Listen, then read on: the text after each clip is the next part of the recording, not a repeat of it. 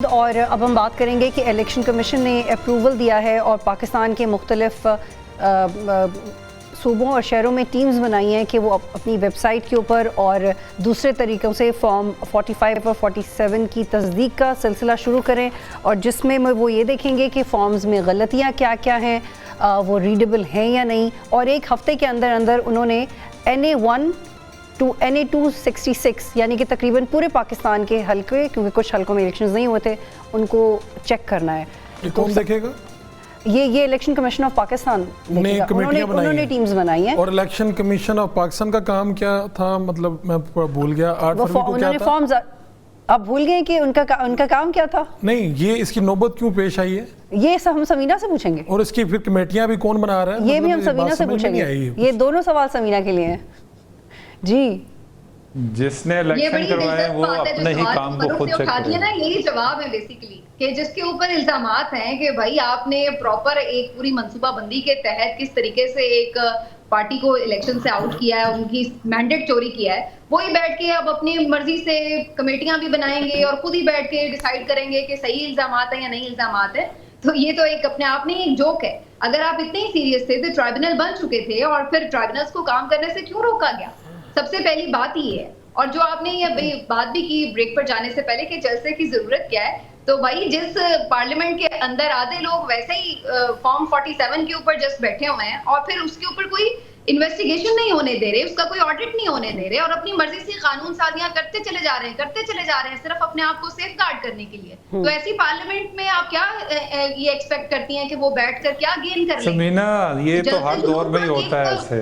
बिल्कुल, एक जलसे जुलूस जो है वो तो आपका राइट टू प्रोटेस्ट तो आपको आइन देता है, और जहाँ पे आपको जी समीना आप बिल्कुल ठीक कह रही है, लेकिन मेरा पॉइंट ऑफ व्यू ये था कि प्रायोरिटाइज करने की जरूरत है PTI को, ताकि वो इन हालात से बाहर निकल सके। मोहम्मद आदिल साहब कुछ कहना चाह रहे हैं। जी आदिल साहब, आप थोड़े शायराना मूड में थे, तो अब मुझे लगता है कि आप एग्रेसिव मूड में आ गए। इलेक्शन में इसी तरह होता है।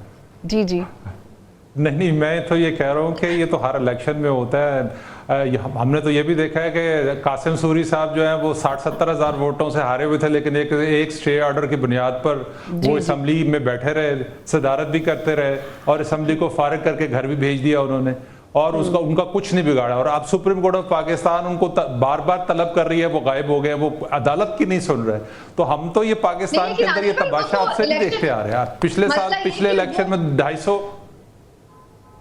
ये देखिए ना, इसमें यही तो फर्क है ना। इलेक्शन ट्राइब्यूनल में यही तो मैं भी इंसिस्ट कर रही हूँ कि इलेक्शन ट्राइब्यूनल में अगर 6 महीने का टाइम है, उसके अंदर फैसले होने चाहिए। अगर पहले नहीं हुए तो अब से होने चाहिए। लेकिन अगर हम ये इसी तरह इसको जस्ट छोड़ दें कि जी हमेशा। लेकिन समीना, आपको नहीं लगता कि ये बहुत बड़ी ब्रेकिंग न्यूज है? समीना, ये बहुत बड़ी खबर है, आप इसकी अहमियत को समझें, इसकी डेप्थ को समझें समीना, कि वो ये कह रहे हैं कि मिसिंग जी मैं पहले दिन से मुतालबा हो रहा है बुतूल, लेकिन प्रॉब्लम क्या है कि ऑडिट जो है वो इंडिपेंडेंट होना चाहिए, जिसके ऊपर सब ट्रस्ट करें। अगर सब उस पे ट्रस्ट करते हैं अभी। लेकिन समीना, मुझे लगता है हमें तो शुक्र करना चाहिए कि इस हवाले से कोई पेशरफ्त हुई है, क्योंकि पहले तो हम इस बारे में बात भी नहीं कर पा रहे थे। फारूक को शामिल करते। फारूक, इसमें ब्रेकिंग न्यूज ये है कि मिसिंग बतूल, ये इसमें कोई पेशरफ्त नहीं हुई। इसमें जी मैं इसमें थोड़ी सी बात करूं। इसमें देखें, इस्लामाबाद हाई कोर्ट ने जो जस्टिस जहांगीरी जो आप है, उनकी डिग्री का मामला जो है वो उसमें चला, वो तो इस नतीजे में पहुंच गए थे। उन्होंने तो मुस्लिम लीग नून को जो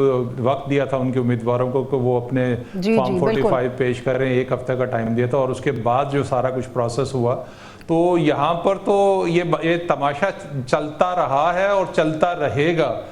इसको यानी कि अगर जिन्होंने इलेक्शन कराया वही अपना ऑडिट भी करेंगे, वही। लेकिन आदिल साहब, क्या ही मजे की बात होगी। फारूक को शामिल करते हैं please sir. I hold you here please, बड़ी माजरत के साथ आई होल्ड यू हेयर। लेकिन फारूक, क्या ही मजे की बात होगी कि मिसिंग फॉर्म 45 और 46 मिल जाएं, और फिर जो कि करना चाह रहे हैं वो कह रहे हैं 1 हफ्ते के अंदर हम लोग मिसिंग फॉर्म्स ढूंढ लेंगे, सारी गलतियां दुरुस्त कर लेंगे। ये तो ऐसे ही है कि जैसे स्टूडियो में आप कोई गलती करें और फिर मैं आपको ही इंचार्ज बनाऊं एक कमेटी का कि स्टूडियो में जो गलती हुई थी वो आपने ढूंढ के देनी है। तो फिर आप मुझे बताएं कि आप मुझे बताएंगे कि जी क्या किया था मैंने लास्ट टाइम। तो ये इलेक्शन कमीशन ने 8 फरवरी को क्या किया था, उससे पहले ऐलान क्या किया था कि सिग्नल्स ओपन होंगे, जो वोटर अपना बूथ तक पहुंचना चाहेगा वो आसानी से पहुंच सकेगा, आज़ादाना शफाफ इलेक्शन का इनेकाद किया जाएगा। क्या ये सब हुआ? इस मुल्क में नहीं हुआ। तो सबसे पहली जिम्मेदारी तो इलेक्शन कमीशन की थी। अगर तो ये कमेटी उन्होंने कहीं और से लेके बना दी है तो फिर मेरे लिए ये खबर है। अगर उन्होंने अपने ही बंदों को कह दिया कि भाई आप लोगों की मैं कमेटियां बना रहे हैं, इसका कमेटी का तो फिर इस तरह से समझा जाएगा ना कि जहाँ पे कोई गड़बड़ हुई है वो शायद गड़बड़ भी इलेक्शन कमीशन खुद ही ठीक करना चाह रहा है कि मैंने ही गड़बड़ की थी, मैं ही ठीक कर लेता हूँ इस कमेटी का। और फिर लोगों को लेकिन फारूक मैं तो शायद आपको अपनी गलती बता ही दूं स्टूडियोज की, लेकिन सिकंदर सुल्तान राजा साहब बताएंगे नहीं, that I am not sure. नहीं, मुझे आप पे भी यकीन है और सिकंदर साहब पे भी यकीन है कि दोनों ही नहीं बताएंगे इंशाल्लाह। अच्छा। और अपनी गलतियां यहाँ पे कौन बताता है? अपनी गलतियों के वक्त तो सारे जो हुकूमत में होता है, जो मज़े ले रहा होता है, उसको उस वक्त कोई परवाह नहीं होती। जो ताकत में होता है वो ताकत के नशे में होता है। आज तक आपने सिकंदर साहब की, जो सुल्तान साहब हैं, कभी कोई देखी एक्सप्लेनेशन कहीं पे कोई चीज़ आई? वो 3 घंटे कहाँ चले गए थे? जी समीना, कि वो 3 घंटे कहाँ चले गए थे 8 फरवरी की रात? सूरत हाल का बतूल, सारी सूरत हाल का जो है आता है, कल मौलाना ने बड़े जी आदिल साहब, मौलाना ने बड़े अच्छे अंदाज में असम्बली में कर दिया है कि जो भी है, हम जिस तरह के भी हैं, हम फॉर्म 47 वाले हैं, अब तो इसी से काम चलाना पड़ेगा। तो ये इसी तरह काम चलता रहेगा। जी समीना, मैं ये कह रही थी कि अगर ये बात हम लोग इस बात को अंडरस्टैंड करें कि ये कितनी अहम बात है कि सब अपनी गलती कर, तो फिर तो मुल्क इस नहज पे पहुंचता ही ना जहाँ पे 75 साल के बाद भी हम खड़े हुए। प्रॉब्लम ये है कि हर किसी ने कभी अपनी गलती मानी ही नहीं और हर किसी ने अपनी ईगो को सेटिस्फाई करने के लिए मुल्क तक को दाव पर लगाया और फिर हमने देखा कि मुल्क के साथ क्या कुछ होता रहा है। तो ये अब मेरा ख्याल है दिस इज हाई टाइम कि हर कोई इस बात को समझे कि अब टाइम बदल चुका है, अवेयरनेस एक अलग लेवल पर है, अब दुनिया आगे जा रही है, बदल रही है, तो हम भी थोड़ा सा आगे चलें। अब इस सोच से हमें निकलना होगा कि ये मुल्क ऐसे ही चलता रहा है, लिहाजा इसको ऐसे ही चलने दो। इसको ठीक करना होगा और करना चाहिए, अदरवाइज फिर हम वही चीजें देखेंगे जो हम अपने आस पड़ोस के ममालिक में देख रहे हैं, क्योंकि हर चीज की एक लिमिट होती है, कहीं ना कहीं वो पैमाना लबरेज होता है। और बजाय इसके कि हम फिर बिल्कुल ही घुटनों पर बैठे हों जब किसी के भी हाथ में मामलात ना रहें, तो उससे बेहतर है कि उससे पहले ही एक एक कदम सब पीछे हटें और चीजों को ठीक करें। अब हमने क्या अनसिविलाइज्ड ही रहना है हमेशा? ऐसे ही हमने जाहिलों की तरह ही काम करने हैं? अब हमने बाकी दुनिया के साथ क्या कम्पीट नहीं करना? तो अब मेरा ख्याल है थोड़ा सा अपनी सोच को ब्रॉड करना पड़ेगा और अपनी गलतियां सब माने, आगे बढ़े और आईन के मुताबिक चले, कोई प्रॉब्लम नहीं होगा।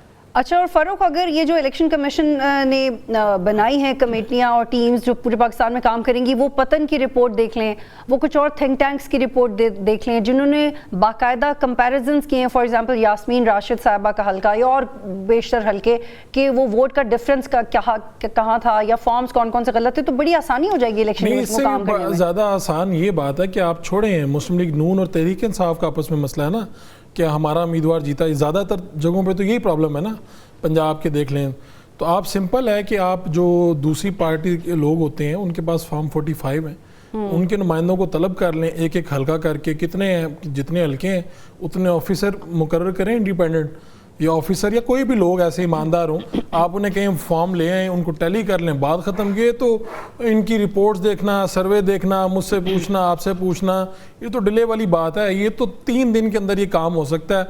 आप एक ही दिन में सबको बुला लें, सारे नुमाइंदों को बुला लें, उन्हें कहें जी आप अपने वो जमा करवा दें फॉर्म 45, उसको टैली कर लें, क्या जो नून लीग क्लेम कर रही है वो तरीके लब्बैक या जमात इस्लामी के नुमाइंदे के पास भी वो है या नहीं है। इतनी सी आसान सी बात है जो मुझे आपको समझ आ रही है। अगर आपने इसको उलझाना है तो इसी तरह उलझाऊंगा। मैं भी कहूँगा बतूल उस दिन जब स्टूडियो में आई थी तो हालात ख़राब थे, हवा नहीं थी, पंखा बंद था, एसी बंद था, इस तरह की कर दूंगा, फिर आपको कमेटी का बना दूंगा चेयरमैन। एसी इतना चाहिए होता नहीं। हाँ, और कमेटी का चेयरमैन बना दूंगा और बतूल फिर अपने हक में फैसला दे देगी कि मैं जब उस दिन आई थी तो मेरा कोई कसूर नहीं है। लेकिन okay, but I disagree with you Mohammad Adil साहब। अगर खुद एहतसाबी का अमल हो रहा है तो होने दें। आप लोगों को क्या मतलब खुश होना चाहिए इस बात पे कि इलेक्शन कमीशन अपने आप को एक तनकीदी निगाह से देख रहा है। समीना और फारूक, मतलब क्यों नहीं सोच रहे आप लोग इस लिहाज से, इस तरह क्यों नहीं सोच रहे आदिल साहब? समीना और फारूक जो है ना वो किताबी बातें कर रहे हैं, आइडियल उसकी बातें कर रहे हैं। ये पाकिस्तान में कंट्रोल्ड निज़ाम है और कंट्रोल्ड निज़ाम में इसी तरह चलता है और चलता रहेगा, क्योंकि हमारे जिन लोगों ने मज़ामत करनी है, हमारे सियासतदानों ने, उन्होंने पार्लियामेंट को इस काबिल ही नहीं बनाया कि उस फोरम से आप कोई आवाज़ उठा सकें। आप सियासतदान अपनी राय किसी पे तो मुसल्लत नहीं कर सकते। जो इदारे जो रेड लाइन क्रॉस करते हैं आप उनको पीछे नहीं धकेलेंगे, ये कुछ नहीं हो सकता, ये इसी तरह चलता रहेगा। हर चीज़ जो है वो हम सोच सकते हैं, बात कर सकते हैं, कह सकते हैं, लेकिन होना वही है जिस तरह से चीज़ें चल रही हैं। तो असल चीज़ जिसने ये सारे सिस्टम को ठीक करवाना वो हमारा सियासतदान है। अगर सियासतदान इस सारी सूरत हाल को नहीं समझेगा, वो इतना कमज़ोर है कि वो बैठकर किसी नतीजे पर नहीं पहुंचेगा, ये चीज़ें इसी तरह चलती रहेंगी। जी, और प्रोग्राम के अख्ताम की तरफ हमें जाना है। ऑल्दो मेरे कॉलीग्स कह रहे हैं कि ये इतनी इंकरेजिंग बात नहीं है कि अगर वो अपनी फॉर्म्स की खुद ही तस्दीक करें, लेकिन मैं I am really looking forward to it कि एक हफ्ते के बाद क्या होगा, क्योंकि उन्होंने अपने आप को एक हफ्ते का वक्त दिया है। क्या एक हफ्ते के बाद इलेक्शन कमीशन कहेगा कि फॉर्म 45 से लेकर 49 तक ये गलतियां थी, और कुछ गलतियां तो हमें पता लग गई हैं जिसकी वजह से हम इन हलकों के नताइज नहीं मानते, और फिर शायद हमें इस बात का भी जवाब मिल जाए कि सुल्तान राजा साहब 8 फरवरी की रात 3-4 घंटे किधर गए थे। एक हफ्ते के बाद अगर इस सवाल का जवाब मिलता है तो हम शुक्रगुजार होंगे कि कमेटियां बनी हैं। प्रोग्राम देखने का शुक्रिया। अल्लाह।